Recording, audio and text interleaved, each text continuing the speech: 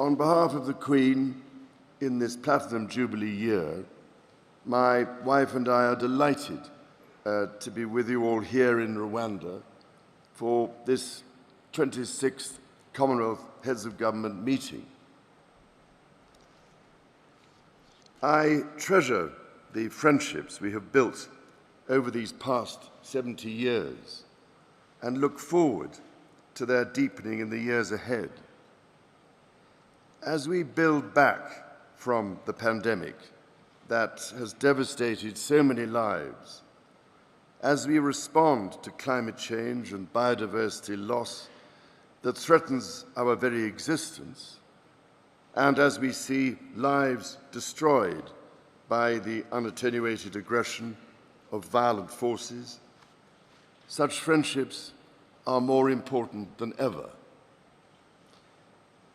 I take heart from the fact that working together and with urgent intent, there is a path to build a future for humanity that is sustainable, prosperous, and just.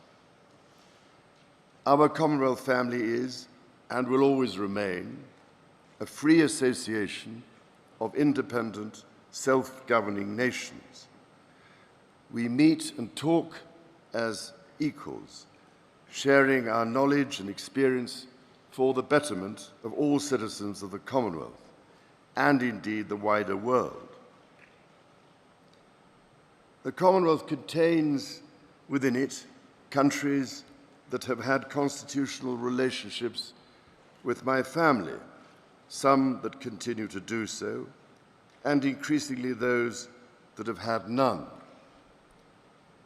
I want to say clearly, as I have said before, that each member's constitutional arrangement, as republic or monarchy, is purely a matter for each member country to decide.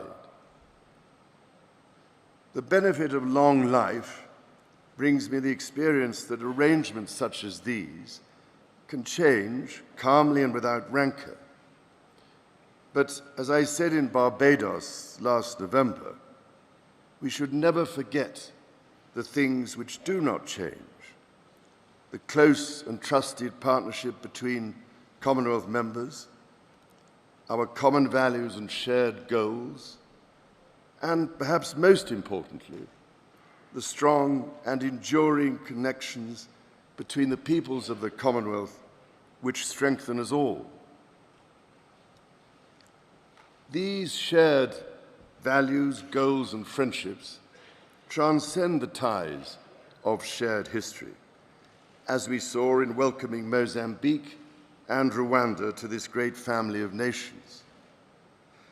And now, coming to Rwanda for the first time, visiting the Genocide Memorial and speaking to survivors, I have been overwhelmed by the resilience, grace, and determination of the Rwandan people.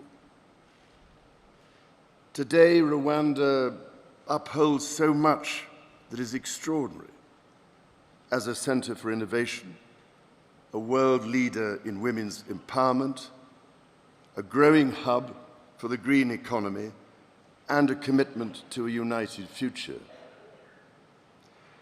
As leaders, you consider how to define and strengthen our own commitment to common purpose, and I would only offer you the view that our Commonwealth family of some of the world's most vulnerable and some of the world's wealthiest nations has the ability, indeed the obligation, to be a force for global public good.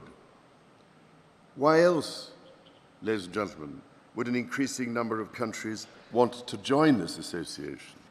I'm honoured to perform the final duty of the United Kingdom as Chair in Office of the Commonwealth and hand over the baton to President Kagame and wish him every success as Chair of our unique association, encompassing 54 countries and a third of humanities.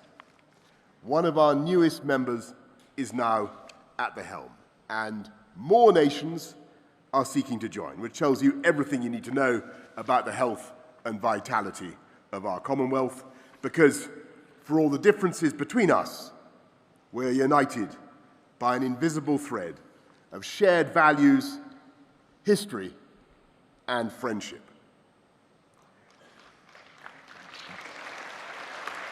The head of the Commonwealth. The head of the Commonwealth, Her Majesty the Queen, incarnates everything that brings us together, and it's fitting that in the year of her Platinum Jubilee, the association she cherishes should be gathering in the continent where she became Queen. When the UK became your chair in office in 2018, the word COVID had not been invented. Many of us had no idea what a coronavirus was, and nobody could have known that the worst pandemic for a century would soon claim millions of lives.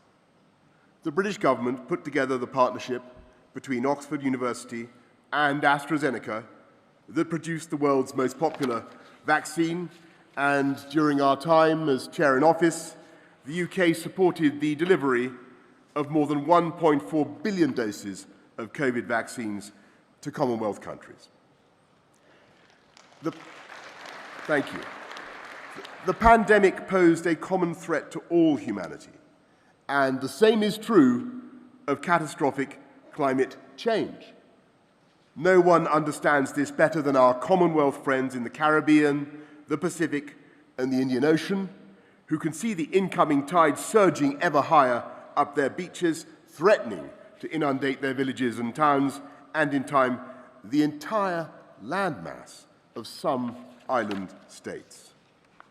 For them, the baleful effects of climate change aren't vague or theoretical, but already happening before their eyes. When we hosted COP26 in Glasgow last November, it was these fellow Commonwealth leaders who spoke with the greatest urgency and authority about the perils of quilting the earth with greenhouse gases. And we in the developed world have an obligation to help our friends to cope with a danger they had no hand in causing. And during the UK's time as chair in office, the Commonwealth Finance Access Hub mobilised over $38 million for the most vulnerable members. But of course, we must press on and do more. And if I could imagine a silver bullet that would solve an array of problems and transform countless lives, it would be to give every girl in the world the chance to go to school. At the last CHOGM in London in 2018, the UK announced £212 million for the Girls' Education Challenge, and I'm delighted to say that this initiative is now at work in 11 Commonwealth countries, ensuring that girls are able to gain at least 12 years of quality education. We need to empower them to play their full part in the economy when they leave school, so the UK is funding the She Trades Commonwealth programme, which has already helped over 3,500 women-owned businesses to become more competitive and generate more than £32 million worth of sales. And if there is anyone who doubts the ability of the Commonwealth to speak with one voice, it was in June 2020 that the UK delivered the first ever joint statement by all 54 Commonwealth members before the Human Rights Council in Geneva, recalling, and I quote, "our proud history of acting to strengthen good governance and the rule of law. One of the greatest affronts to everything we stand for is Russia's invasion of Ukraine and Putin's blockade of the ports that would otherwise be shipping food to the world's poorest people. At this moment, nearly 25 million tons of corn and wheat is piled up in silos across Ukraine, held hostage by Russia. Britain supports the United Nations plan to get that food out, and we will invest over £370 million in global food security this year, including £130 million for the World Food Programme. We want to work alongside our Commonwealth friends to understand your needs, your priorities, and to deliver joint solutions to a crisis that Putin has deliberately engineered. For now, it only remains for me to thank every Commonwealth member for having given the United Kingdom the chance to serve as chair in office. And as I pass on this responsibility, to President Kagame, a close friend and a partner.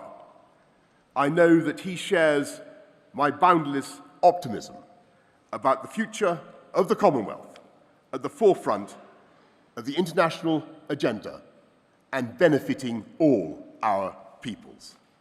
Thank you all very much.